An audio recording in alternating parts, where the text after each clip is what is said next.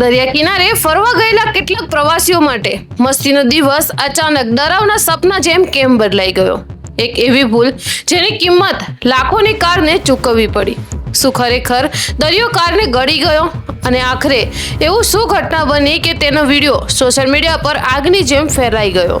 વિડીયોના અંત સુધી જરૂરથી જોતા રહેજો, કારણ કે આ ઘટનામાં એક મોટો પાઠ પણ છુપાયેલો છે। નમસ્કાર મિત્રો, તાજેતરમાં મહારાષ્ટ્રના પાલઘર જિલ્લાના નાલાસોપારા નજીક આવેલા કલમ બીચ પરથી એક ચોંકાવનારી ઘટના સામે આવી છે।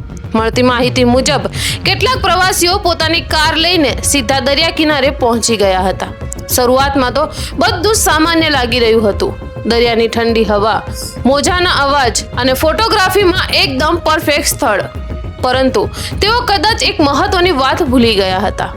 દરિયો ક્યારેય સ્થિર રહેતો નથી। જેમ જેમ સમય પસાર થતો ગયો તેમ તેમ ભરતી એટલે કે હાઈ ટાઈડ શરૂ થવા લાગી।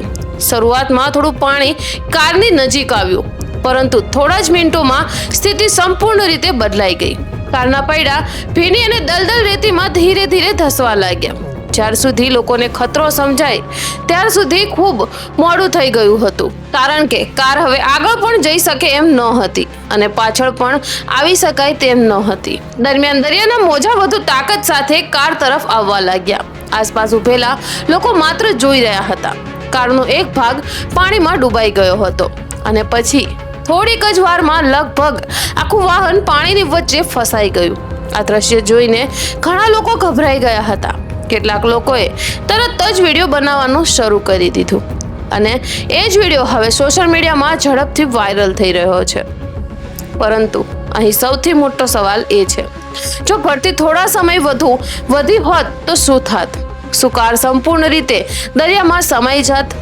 શું અંદર કોઈ વ્યક્તિ હોત તો મોટી દુર્ઘટના પણ થઈ શકતી હતી। સદનસીબે આ ઘટનામાં કોઈ જ જાનહાનિ થઈ નથી, પરંતુ આ ઘટનાએ ફરી એક વખત સાબિત કરી દીધું છે કે કુદરત સામે બેદરકારી ખૂબ જ મોંઘી પડી શકે છે।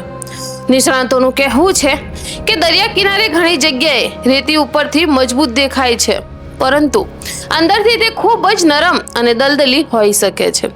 જ્યારે ભારે વાહન પહોંચે એટલે તે તરત જ ધસવા લાગે છે અને જો એ સમયે ભરતી શરૂ થાય તો બચવું ખૂબ જ મુશ્કેલ બની જાય છે। આ કારણસર સ્થાનિક પ્રશાસને પણ લોકોને દરિયા કિનારે વાહન ન લઈ જવાની અપીલ કરી છે।